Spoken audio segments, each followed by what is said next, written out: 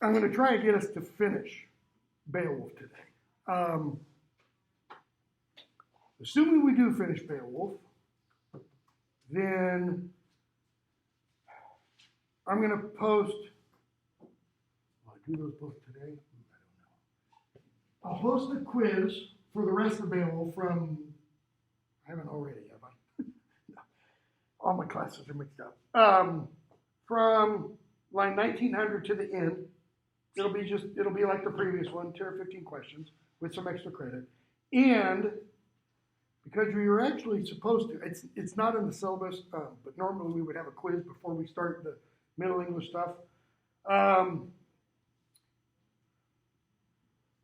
I'll post an exam, but I won't have it due Sunday. The quiz will be due Sunday. I'll post an exam and have it be due, what's today? Today's Wednesday. A week from today, okay? And the exam will be all the Old English material. Everything we've done up through today. Assuming we finish Beowulf, okay? If we don't finish Beowulf, then I'll push that back probably to the following Sunday and we'll post it next week, okay? All right, we're picking up Fit 34. 2391 or whatever. We talked briefly about this the other day. So Fit 23 ended with Onela and his troops attacking Hardred's kingdom, because Hardred is the king at that point, son of Helak, because Hardred has given refuge to Onela's nephews, right? Otra's sons. Onela probably killed Otra, took the throne. Aemon and Aegils go up to Hardred for protection. Onela attacks. Hardred is killed, right? Aemon is killed, right? Weston kills Aemon. Onela apparently kills Hardred. And Onela, according to the text, installs Beowulf as king, okay? Then we get told, Fit 34. In later days, he, Beowulf, did not forget that Princess Fall. That is, he's not denying that fourfold Germanic ethic. It just takes Beowulf a while to complete the revenge or to exact the vengeance. All right? And he befriended Aegils, the wretched exile, across the open sea. He gave support to the son of Otra with warriors and weapons. Keep in mind, Beowulf at this point is king. Right? So he supports Aegils' claim to the Swedish crown. Now, pause here for just a moment. Who has the greater claim for vengeance against Onela? Beowulf or Aegils? Why? You're right. His brother got killed, okay. Why else? If we accept one of the things that I've posited as being a pretty good case, his father was killed by Onela. So brother and father, what's Beowulf's cause for vengeance?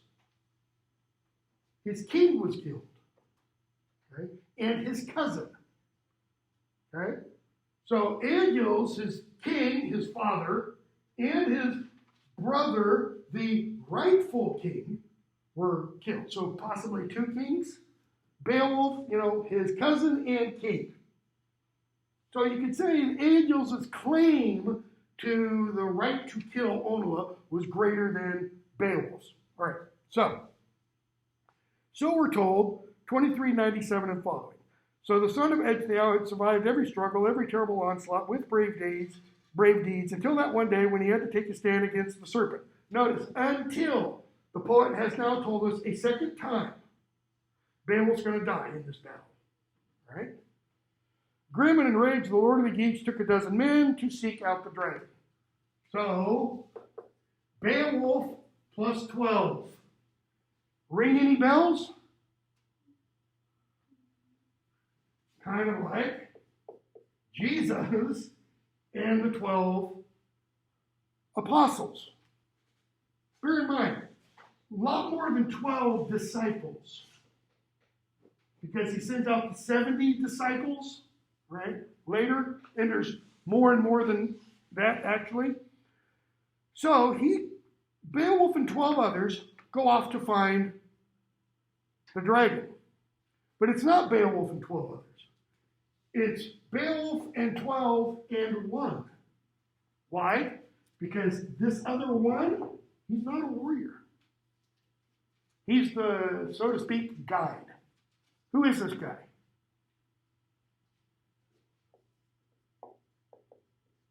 He's the thief. He knows where the dragon lives. You would kind of think there's this big old barrow somewhere that everybody would know where it is. But apparently they don't. So we're told, line 2406, he was the 13th man among that troop. Okay. Beowulf is not included with that troop. Michael Crichton wrote a novel called The 13th Warrior. Right? It was his attempt to justify why everybody should read Beowulf. Because he was talking with some friends, and they said, why in the world do college professors still assign Beowulf? It's passé, it's out past its, expiration date. And he's like, no. And so he wrote a short fiction kind of novelized version that became a film with, I don't remember who, Antonio Banderas playing, the 13th Warrior and such. No, it's not called The 13th Warrior. It's called, I can't remember, Crichton's novel. The film is called 13th Warrior.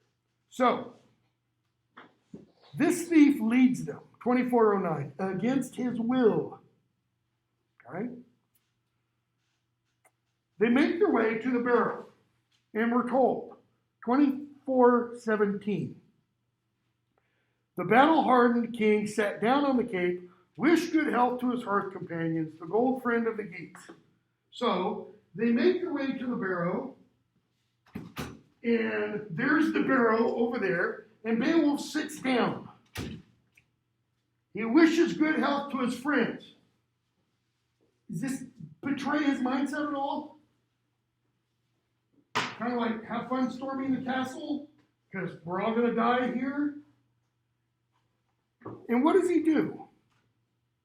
His heart was grieving, restless, ripe for death. He's ready to die. He wasn't ready to die when he fought Grendel. He wasn't ready to die when he fought Grendel's mother. The doom was immeasurably near that was coming to meet that old man, seek his soul's treasure, split asunder his life and body. This is the narrator, this isn't Beowulf speaking. Not for long was the spirit of that noble king enclosed in his flesh. And Beowulf speaks.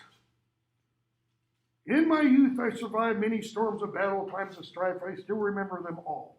I was 7 years old when the Prince of Treasures, friend to his people, took me from my father. Your gloss. Beowulf was brought up as a noble foster child in the royal court. Whose royal court? Your footnote should make that clear. Hrethels. Okay? Who was Hrethel? Again. Helak's father. Beowulf's mother's father. So, Beowulf's grandfather. He says, I was 7 years old when I was raised here. And I just made a connection I don't think I've made before. So when Hrothgar says, I knew him being a boy, and he talks about when he gave refuge to Beowulf's father, that kind of implies what? It had to be before he was 7 years old. Because from 7 years old and on, he was raised at Hrethel's court. So if we go back to the beginning of Hrothgar's reign, when we last saw Hrothgar, he'd been reigning for 62 years. So he says he was at the beginning of his reign when Ecgtheow came. Take off.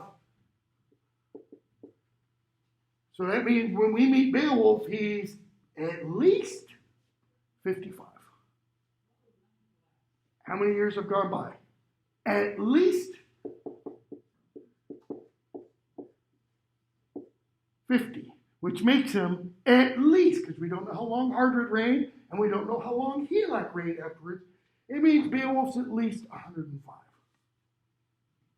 So, in my youth I suffered. He's got to put his teeth back in. And he tells us about Hrethel the king, who held me and kept me, gave me gems, etc., etc. And then he mentions Heribald and Havkin and my own Helak, Hrethel's sons. For the eldest, undeservedly, a deathbed was made. And Beowulf tells us what happens to his uncle Helak.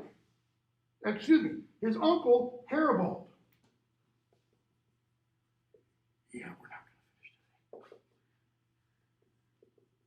Heribald and Havkin, right? These two names are important because of these parts. In one sense, this is why these two names are important. Heribald, the second part of the first guy's name. Havkin, the first part of the second guy's name. Why? Old Norse myth, Germanic myth, the myth of Balder and Huther. Right? This part of this name and this part of this name correspond perfectly with the Norse names. Bald with Balder, Have with Huther. Right? Well, what's the myth? How many of you saw Thor, Ragnarok? Doesn't do it. Because the Marvel version is not the Germanic version. Huther, according to the myth, accidentally kills his older brother Balder. The gods are sitting up there in Valhalla, not in Valhalla, in Asgard, having a party, etc. And Loki comes up with a game. See, Balder is essentially immortal. See, the gods aren't immortal per se. Balder is. The only way he can be killed is if he is wounded with an arrow, so to speak, of mistletoe. Right? Who's going to make an arrow out of mistletoe? So they're playing this game. Balder is blindfolded, and people are shooting things at him. Loki puts into Huther's hand an arrow tipped with mistletoe. And he shoots Balder and kills him. That sets into motion Ragnarok. Fenris Ulf is released from his chains. The Midgard serpent comes out of the ocean, and the whole 9 yards, right? So we have in this poem, this is the, if this is what Beowulf is kind of alluding to, okay? It's the earliest known version of the myth, right? So what happens? Havkin accidentally kills his older brother Heribald. What is now incumbent upon their father, Hrethel, to do? Germanic fourfold ethic. Duty to Lord, duty to kin, duty to avenge one's lord or kin. It is his duty to avenge his death. How? How do you avenge your son's death on another son? He could demand that he pay weregild, but what would that be like doing? Writing a check to his son so he can write the check back to him. It doesn't work that way. So that's one option. What's the only other option? To kill him. And then what do? You violate the duty to kin. Because kin slaying, it's the worst. What position does that put Hrethel in? Think of the novel by Joseph Heller, mid-60s.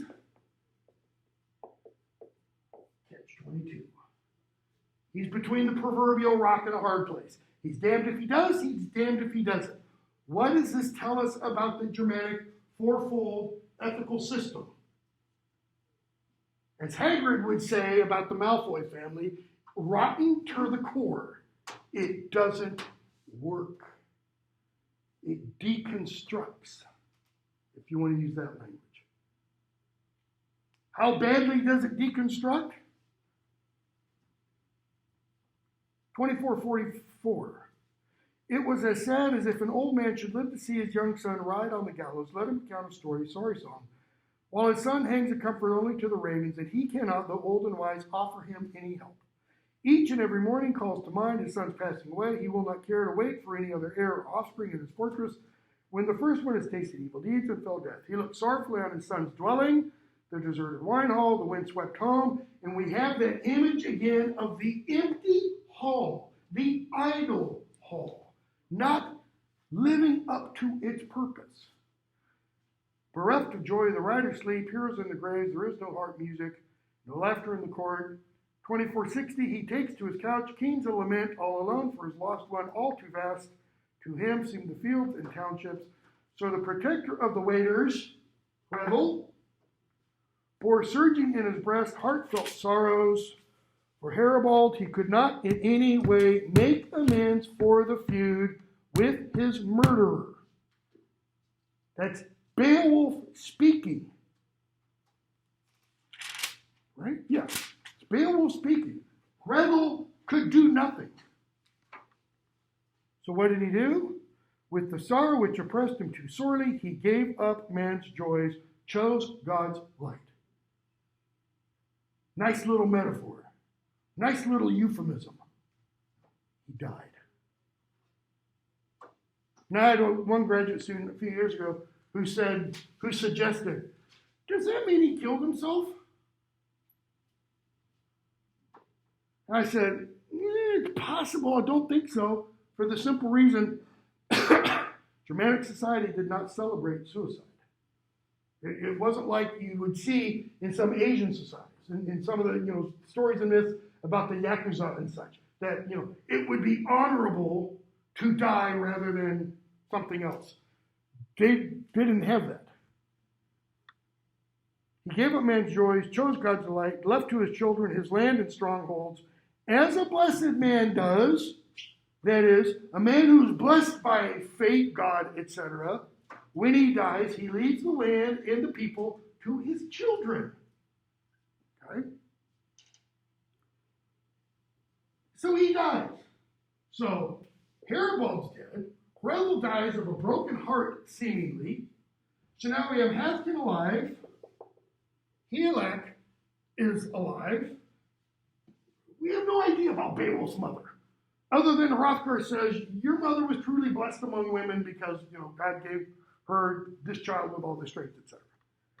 So, poet says, Beowulf says, then there was strife between Swedes and Geats, a quarrel in common across the wide water, hard hostility after Hrethel died, until the sons of Anyanthal were bold and warlike, wanted no peace, over the sea, etc., etc. Okay? So we get into this big, long thing of the Swedish, Geatish, or Gatish, however you want to pronounce the name, fight. Okay? Which I'm going to skip most of. 2490. Beowulf says, I have paid in battle for the precious treasures he gave me. Helak. All right? Because in the battle with the Swedes, Hathkin was killed. That's when Helak becomes king. Okay? Helak kills Onyantial. Reason Hathkin is killed is we're told Hathkin deprived Onyantial's wife of her gold. Now, that's very enigmatic language. What would her gold be? I mean, you can read it literally, like the Swedes and Geats are going at it hammer and tongs, and Hathkin breaks into Onyantial's wife's hall, let's say, and steals her treasure. Literal surface level. What else could it mean? He raped her. He really stole her treasure. Which would make, Onyantial's sons a little upset, right? So, Beowulf says, I, 24:99, I will wage war while this sword endures, which before and since has served me well, since I slew Dayraven, champion of the Hugas, with my bare hands. That is, the sword I have, right, is the sword I will wage war until I can no longer hold the sword. And he mentions Dayraven. Who is Dayraven? Dayraven was the champion of the Swedes that Beowulf kills, champion of the Frisians, when Helak was killed. Different battle, different war is being alluded to now. Dayraven was the champion that Beowulf killed with his bare hands. How did he kill Grendel? Bare hand. How does he kill Dayraven? Bare hand. How did he kill Grendel's mother? Giant sword. I don't mean giant size-wise, though it is that. It's a giant's sword, which kind of means otherworldly, supernatural. There's more to it than just what you see, right? So, bottom of that passage, Beowulf says, no blade was his slayer, my warlike grip broke his beating heart, cracked his bone house. Now the blade's edge shall fight for the horde. The blade's edge will fight for the horde. What horde? The dragon's horde. Okay? Beowulf spoke, said boasting words. What's he supposed to be doing? He's supposed to be fighting the dragon, and he's still talking. Okay? I have survived many battles. He's already said that. I'm just completely shooting from the hip here. What might this be an example of? If he's 105 years old, have you known any people in their late 70s, 80s, 90s? Both my parents died. My mom died of Alzheimer's. My dad probably had Alzheimer's, but also had a brain tumor toward the last 3 months. And he was saying all kinds of crazy stuff. Talked about this, Palestinian midget terrorist who kept coming over the back fence trying to kill him and stuff. Literally, that's what he talked about, right? I think possibly this is Beowulf forgetting that he just told a story. And he says, I have survived many battles in my youth. He said, in my youth, I survived many storms of battle. Okay? I will yet an old folk guardian seek out, that is, he, Beowulf, is the old folk guardian. Folk just meaning people. Okay? Seek out a feud and do a glorious deed, if only that evildoer, it sounds like George Bush, will come out to me from his earth hall. I'll fight the dragon if he what? He's got to come out. In other words, I'm not going there. Because what would that be? If he goes in the barrel, whose turf is he fighting on? Home field advantage, so to speak, right? So I'll fight him if he comes out. Then for the last time, he speaks to his soldiers and says, I wouldn't bear a sword or weapon if I could. If I knew any other way I could grapple with this great beast. He says, I will not flee a single foot. I'm not going to back up. He does. Okay? But he says, I'm not going to. But for us, it shall be as at the wall, the side of the barrow, as weird decrees. Notice what he doesn't say. God will determine the outcome of this battle, which is what he said with both in the battle against Grendel and Grendel's mother. Here, it's weird.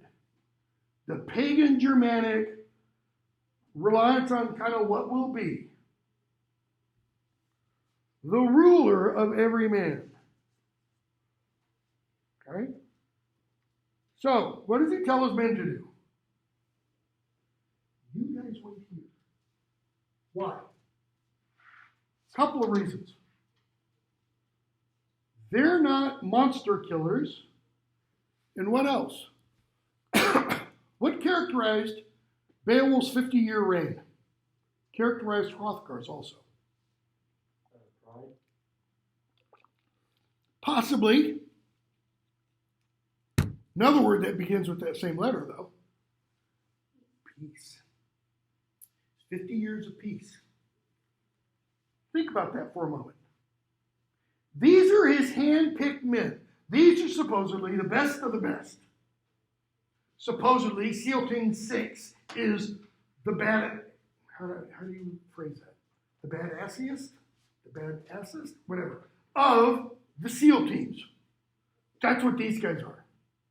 What's the difference between them and SEAL Team 6? Or any of the other 16, I think it is, SEAL teams?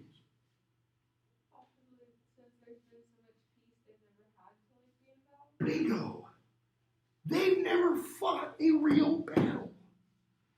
They might have fought with, wooden, let's, use a Japanese Yakuza thing, wooden katanas, but they've never done live action fire. They've trained for war. They haven't been in war. Okay? So you guys stay here, and you see which of the two of us wins. This is not your path, he says, nor proper for anyone except for me. With daring, I'll get that gold, or death will kill me. You're one of Beowulf's men. You're thinking, okay, let's entertain the possibility of the second option. The dragon kills you. What does that mean for them? Kind of like when his men bunked down at Herat that first night. We're screwed. If Grendel kills him, we're going to be dead. If the dragon kills him, we're next. So, he stood up by his shield, stern under his helmet, bore his battle shirt under the stone cliffs, trusted the strength of a single man. Such is not the coward's way. Notice what the narrator doesn't say what else Beowulf trusted in. With Grendel and Grendel's mother, it does say this. If I remember correctly, I know it does with Grendel. In God's, providence, so to speak. God's ruling of all, humanity. So, he goes to the entrance to the barrow. And what does he see? Line 2545. Stone arches. If I remember correctly, the word there is stanbogum. Stan means stone, bows. Okay? It's talking about an entrance that looks like that. Why is that significant?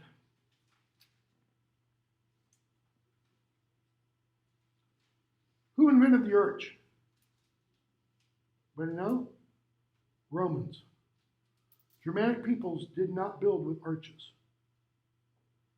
You go to, Germanic archaeological sites, places in Germany, Denmark, Sweden today, parts of Norway, or England, okay? And where there are barrows, they look like this. Posts and a lintel on top, like Stonehenge, right? Not like this.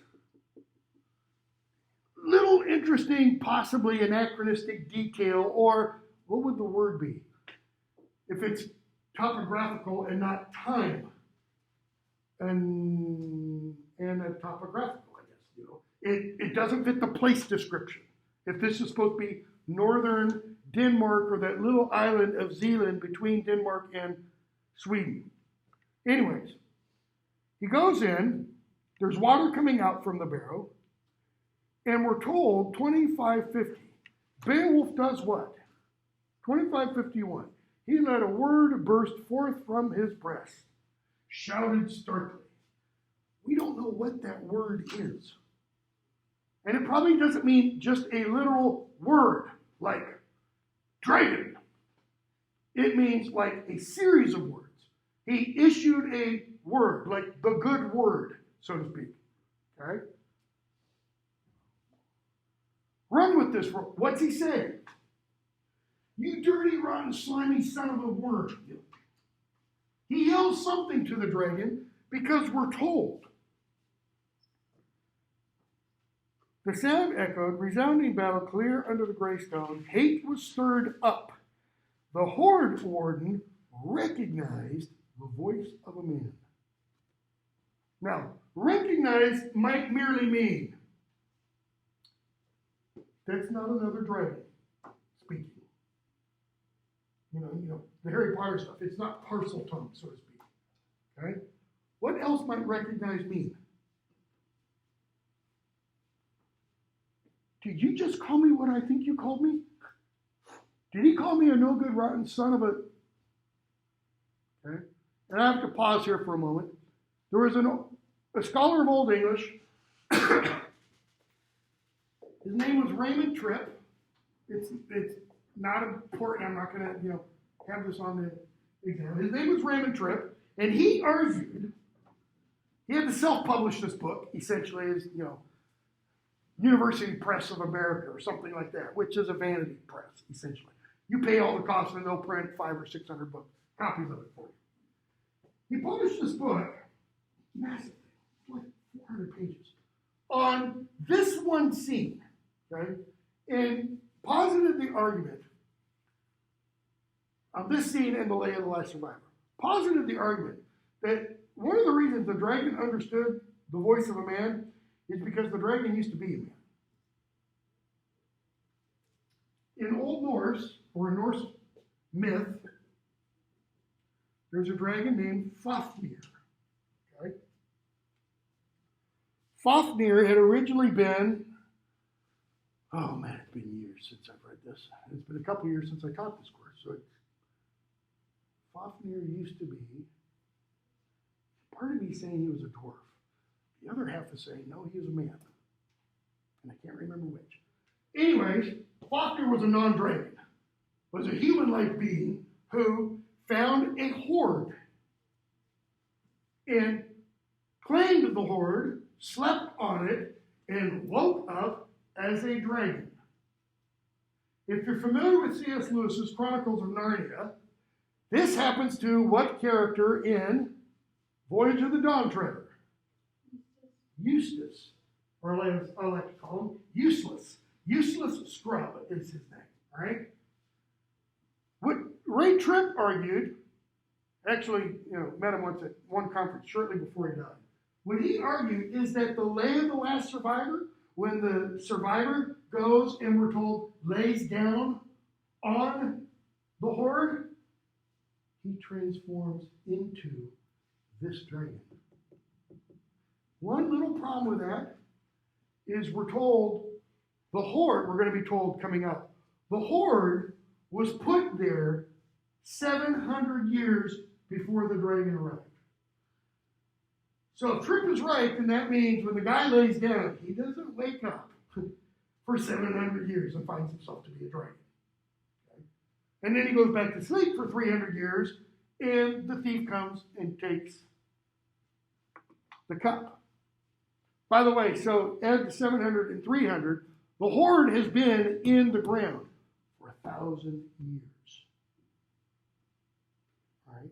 That's 1,000 years in Yargagum before the events of the world of the poem. Okay? So, the dragon comes out, and he and Beowulf fight. The shield defends Beowulf, we're told, line 2570. Fate did not grant victory in the battle. The Lord of the Gates raised his hand, struck that mottled whore with his ancient sword, so that edge failed. Bright against the bony scales, bit less strongly than the king of that nation needed it to do. Beowulf strikes the dragon, and the sword breaks. The sword is named, by the way, Nylene, son of nails. That's a good name for a sword, you know. Hard as steel, in other words, right? And it breaks. The gold friend of the Geats, 2583, did not boast of his glorious victories. In others, Beowulf, you know, he hits him, the sword breaks, and he's kind of, damn, this one's not turning out the way it's supposed to. His bare sword failed at need, as it should never have done the ancient good iron. All right? He was forced, 2589, against his will, to find a place of rest elsewhere, just as every one of us must give up these, and there's that word again, lana dias, these lone days. What does it mean? He had to find a place of rest elsewhere.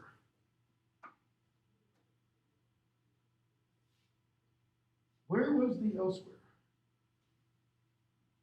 Death. The great beyond. Okay? How do I know that? Just as every one of us must give up these lone days. So, they part. They come back and fight again. It was not long until those two great creatures came together again. The term that's used there is aglaken. This word, ash, A-E-G-L-A-E-C, with A or A-N ending, something like that. The A-E-G-L-A-E-C. It's an interesting word because it has multiple meanings. And editors and translators will choose a meaning depending upon who it refers to. It's used to refer to Beowulf. It's used to refer to Grendel. It's used to refer to Grendel's mother. It's used to refer to the dragon. It's used to refer to Beowulf and Grendel. And it's used to refer to Beowulf and the dragon. All right? Many translators, when it solely refers to Grendel, it gets translated monster, fiend, horrible being. When it refers to Grendel's mother, monster, fiend, horrible being. The dragon, monster, fiend, horrible being. When it refers to Beowulf, fierce combatant, mighty warrior. And then it refers to Beowulf and Grendel, or Beowulf and the dragon, something like what Liuza does here. These two great creatures, or these two fierce combatants, or these two enemy combatants. Why not just use monster all throughout? How human, how, I don't know, civilized, so to speak, is Beowulf? Think about that for a moment.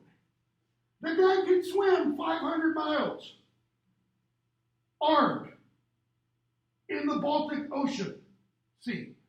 He can swim a couple hundred miles, carrying mail shirts of 30 men in one hand.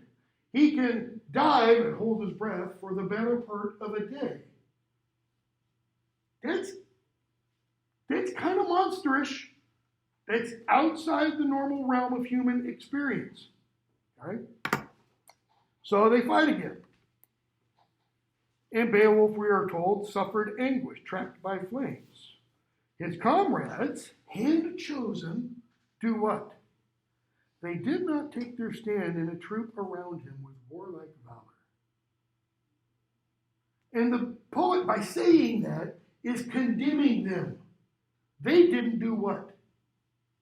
They didn't stay and fight. They didn't form a shield wall around their leader. If we had read the Battle of Maldon, written about an actual historical battle, shows us an image of bearded men making a shield wall. They form a circle around him after he's been hacked to death.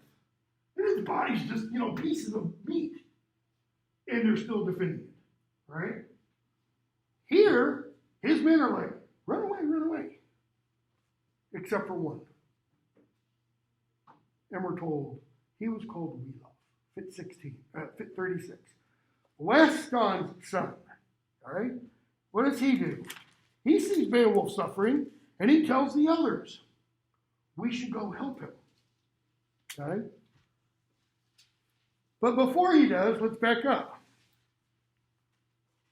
Yeah, we won't finish that. He was the son of Weston, we're told.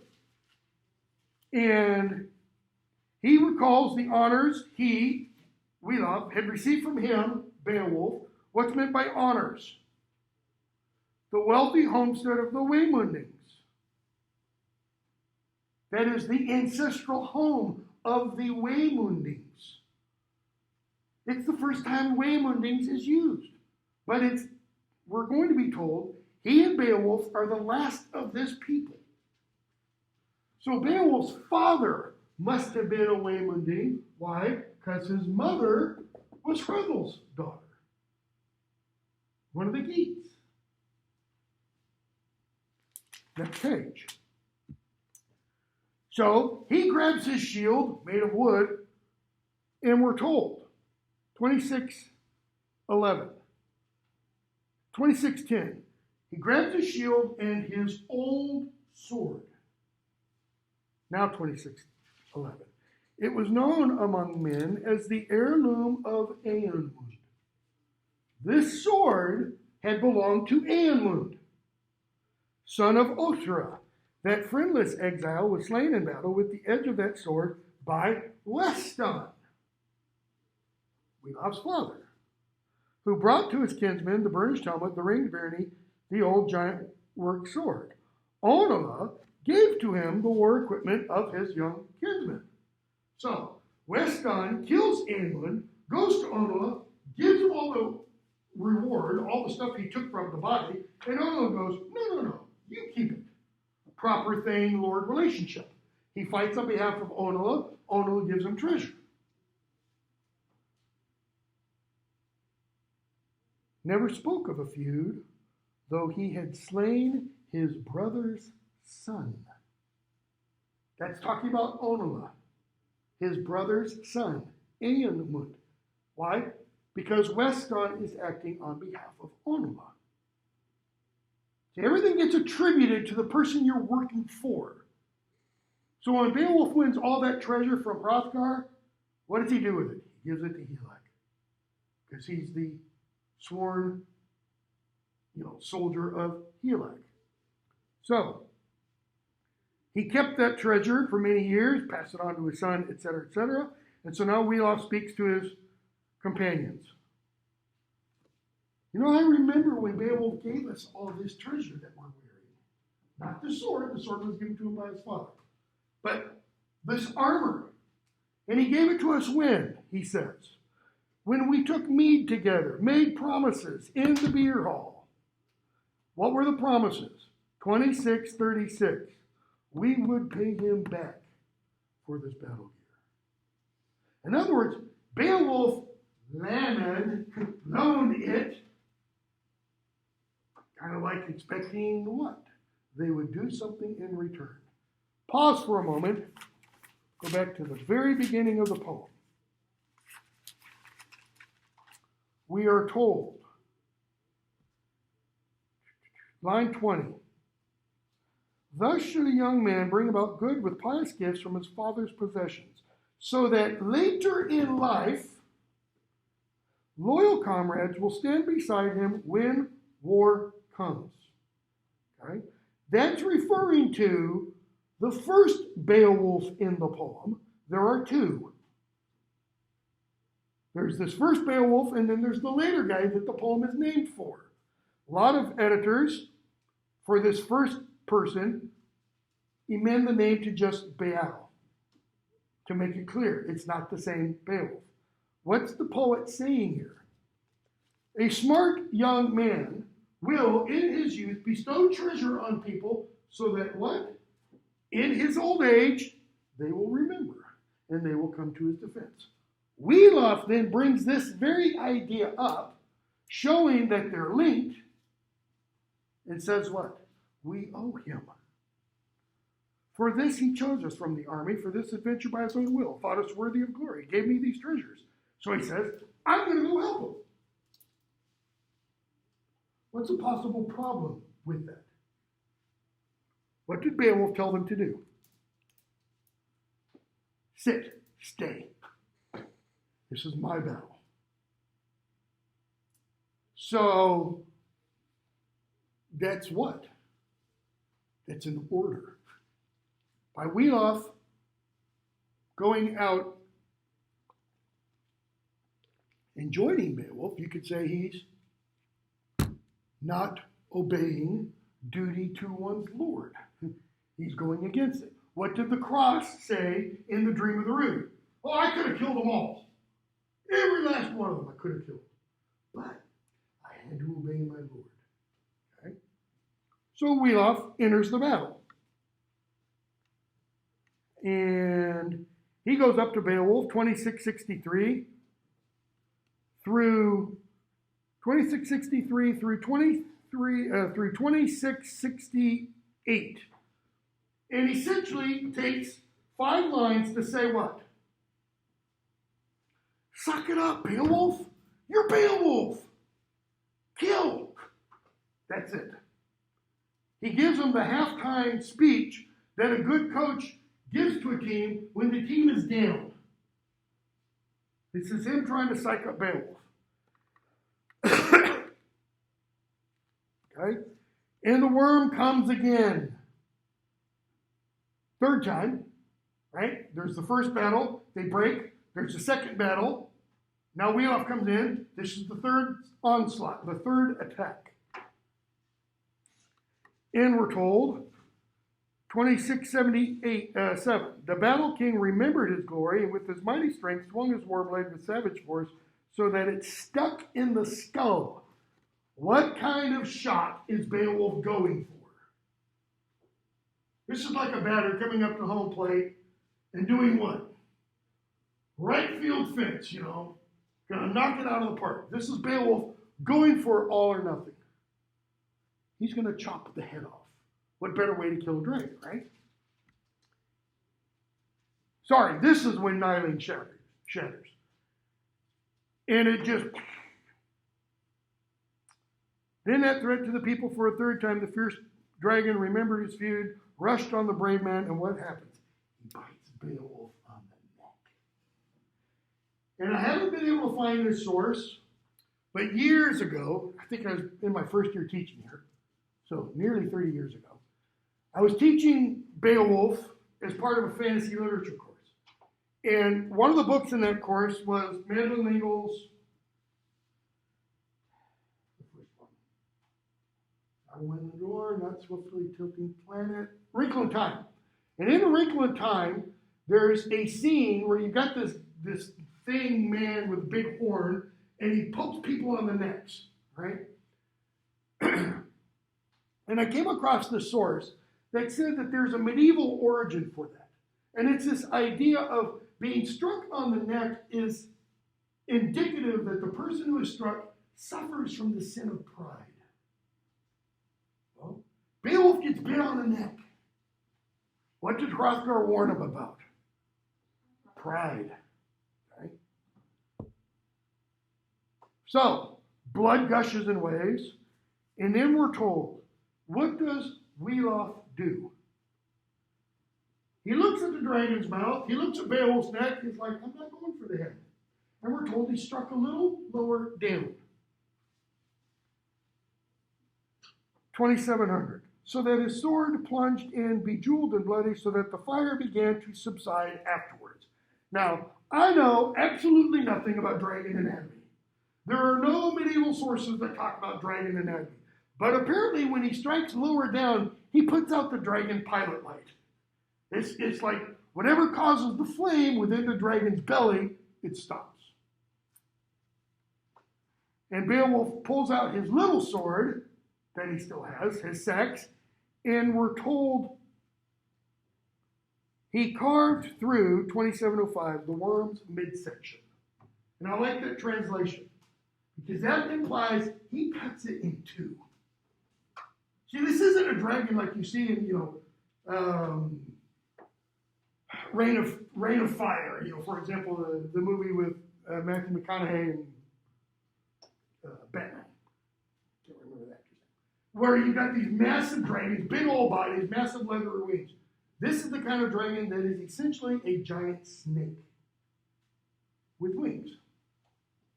So, giant snake, probably 3 feet, maybe 5 feet diameter, where you just cut that sucker.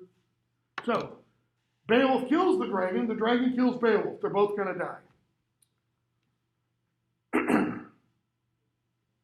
Beowulf looks at the barrow. We're told, 27:16 and following. He sat on a seat by the wall. Where's the wall?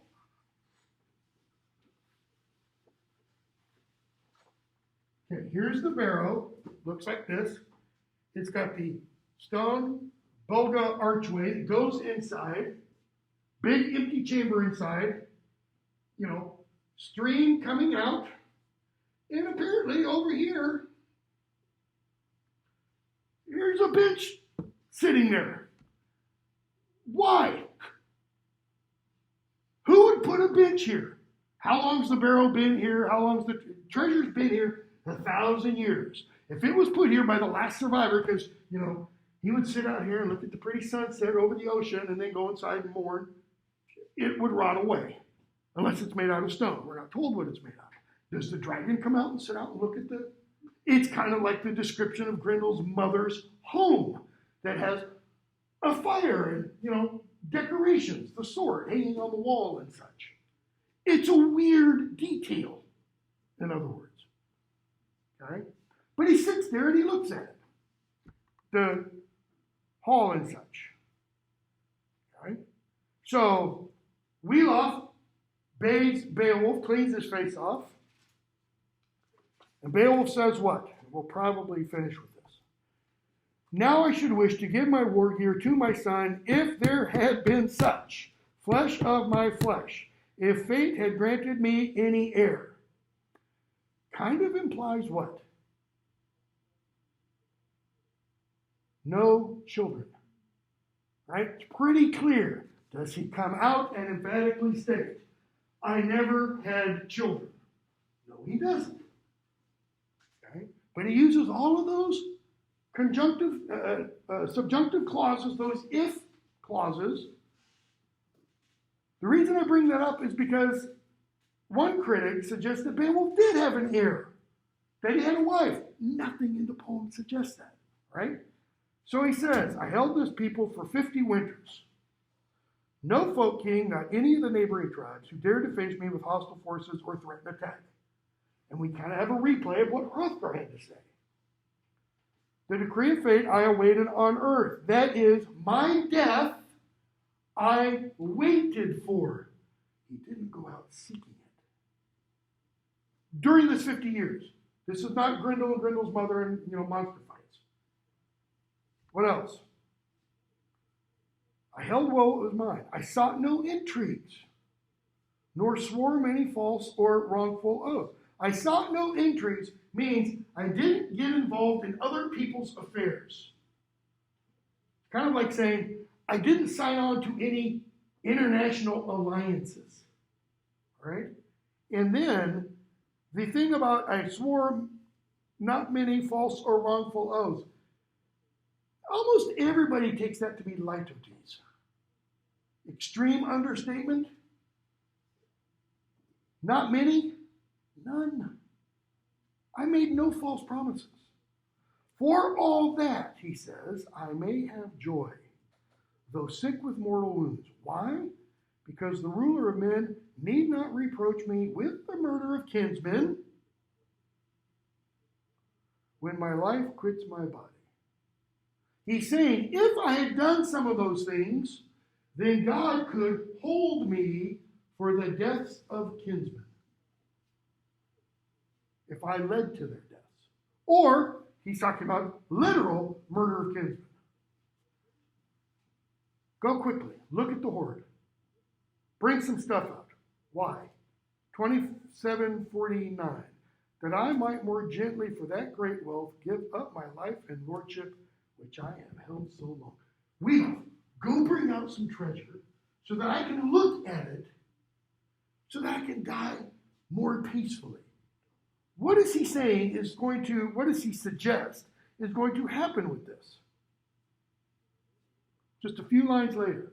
Wheelock brings them out, okay?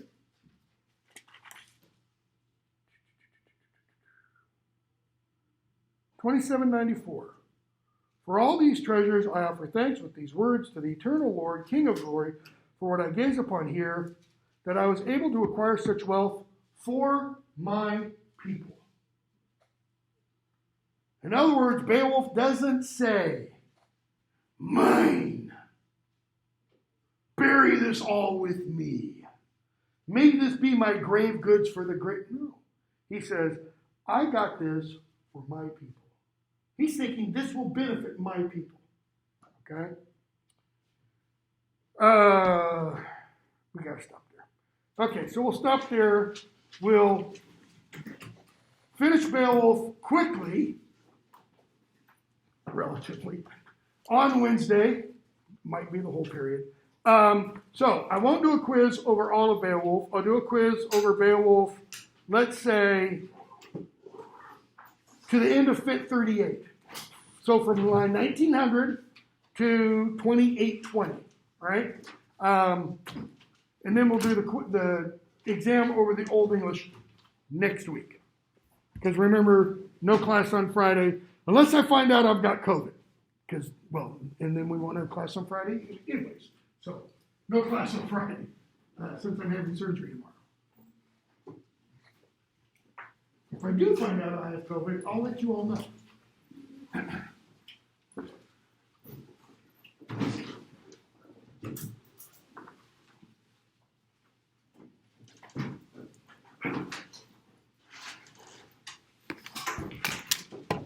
I'll get the quiz posted this afternoon. It'll be due on Sunday.